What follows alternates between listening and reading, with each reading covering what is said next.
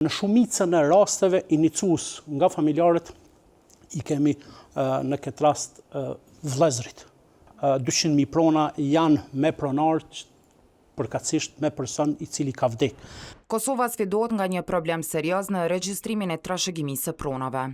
Ligji ka paraparë që në momentin e vdekjes, qeveria të hapë zyrtarisht procesin e trashëgimisë për qytetarët. Por një raport i Bern, i publikuar së fundmi, ka konstatuar se mbi 200.000 raste të kësaj natyre nuk janë iniciuar. Raporti i cili ka gjurmuar në të dhënat kadastrale ka konstatuar se të vdekurit në vend ka në pronësi mbi 200.000 prona. Noteri Isofjah Murataj, gjatë diskutimeve në Kallëzo për një me, ka shpjeguar se procesi i regjistrimit, sipas detyrës zyrtare, është i bllokuar për shkak të mungesës së zbatimit të obligimeve ligjore. Në momentin kur vdes një person dhe rrjedhimisht organi i gjendjes civile të gjeneron dëshminë e vdekjes dhe më pas të procedon për në odën e noterëve, dhe oda e noterëve ta procedon dëshminë e vdekjes tek noteri, në të cilin trashëgim lëndsi përkatësisht personi i vdekur e ka vendbanimin e fundit. A ndodh kjo në praktik? Nuk ndodh.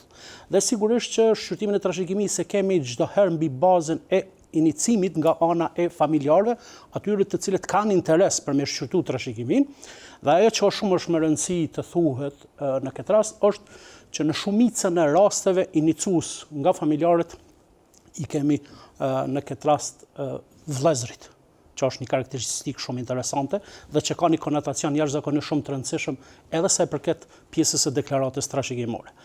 Dhe si rezultat i mos inicimit në mënyrë ex officio nga ana organit administrativ në këtë rast gjendjes civile dhe procedimit e dëshmisë së vdekjes, ne kemi një gjendje të tillë ku sot na u prezantu 200.000 prona janë me pronar, përkatësisht me person i cili ka vdek. Procesi i zhvillimit të trashëgimisë inicohet pasi personi të ketë vdekur. Procedura është e thjeshtë dhe zhvillohet pranë zyreve të notarëve, mirëpo raporti i Bern ka konstatuar se qytetarët nuk inicojnë procesin dhe pronat kanë vazhduar të mbahen të regjistruar në emër të pronarëve të vdekur. Këto prona, sipas raportit, nuk mund të shiten, blehen apo vendosen në hipotekë. Raporti Bern Kosova për të drejtat pronësore është realizuar nga Fondi për Paqe Shtatëndërtim të Bankës Botërore, në kuadër të projektit PIAKOS, të zbatuar nga ATRC.